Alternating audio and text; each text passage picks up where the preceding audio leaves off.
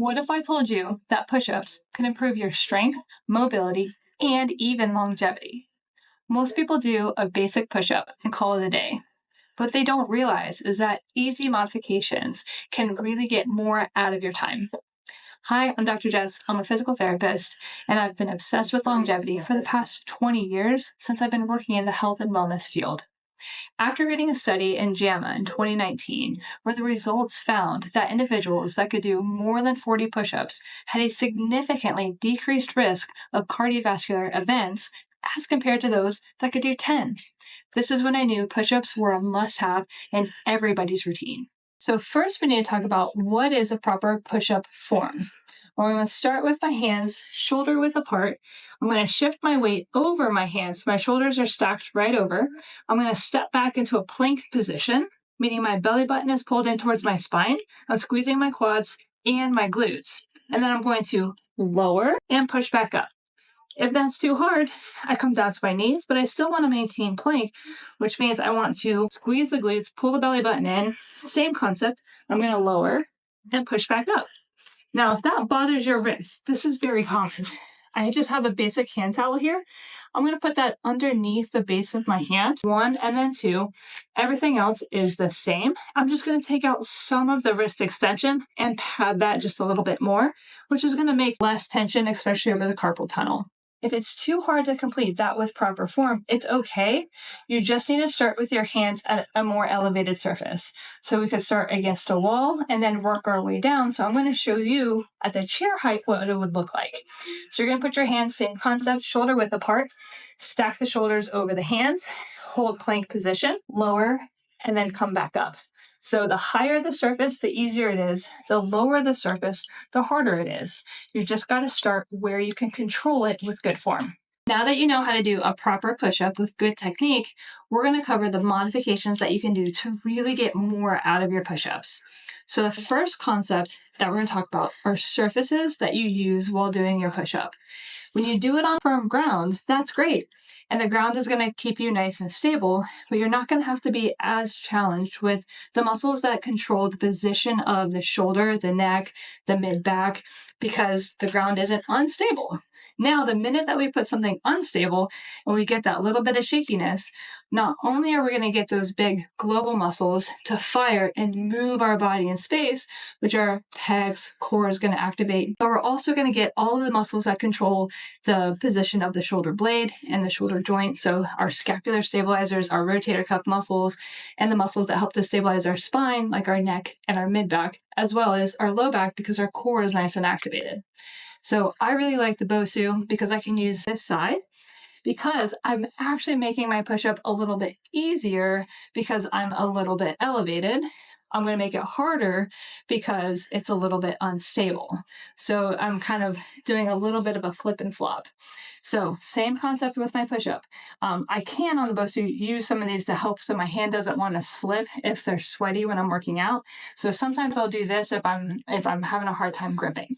But you're going to go into shoulder width, shoulders above the hands, hold that plank position, or go down to your knees. Either is fine.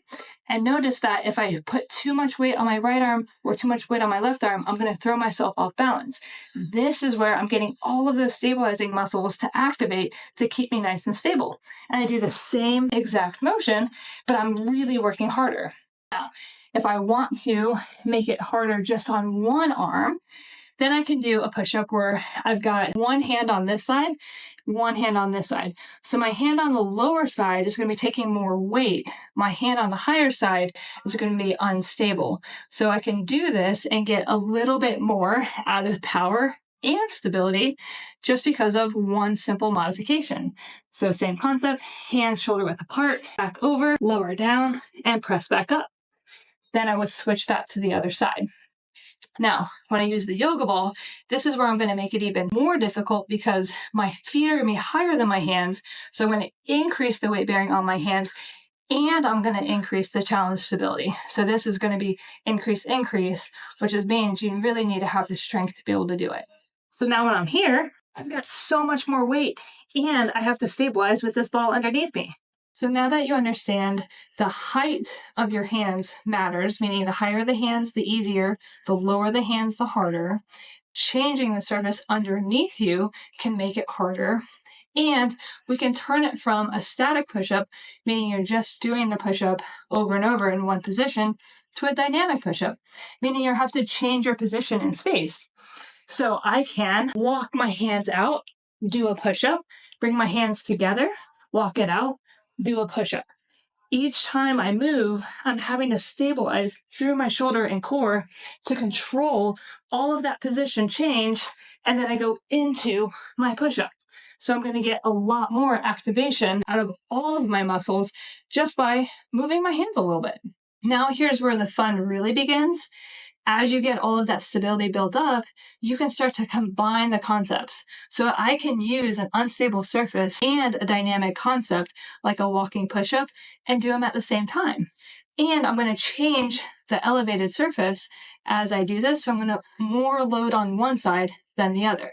So what it looks like is I'm going to use my Bosu. One hand is up, one hand is down.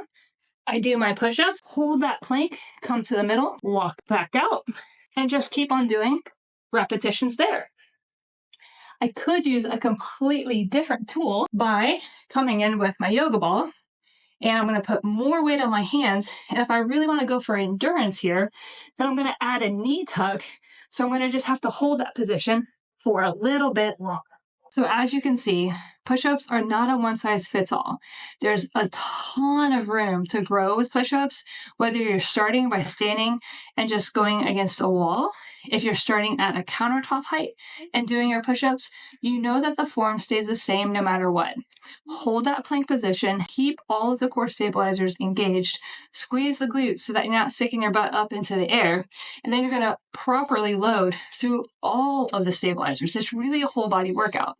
Then use your modifications that you can have these goals and set them and grow with them and never get bored again. Now that you've finished this video, you can see that there's so many modifications that you can make to push-ups. Whether you're starting with a full push-up on the floor or you're starting just with a push-up against the wall or a countertop, it doesn't matter. You start where you start. This is your journey. And you can see all of the growth that you can do by increasing the amount of weight on your hands. You'll progressively get stronger to the point where you've got your feet up on a surface. And adding some dynamic components can really help to increase the stability. So you're going to get so much more out of the stabilizing muscles in the spine and shoulders, as well as the power muscles like our pecs and deltoids. So leave a comment below for what is your favorite modification, because there's actually even more than this. It just depends on what you're into and what kind of equipment that you have available. Make sure to like and subscribe. It helps this channel grow so we can continue to put out fun content that helps you have a longer, healthier, happier life.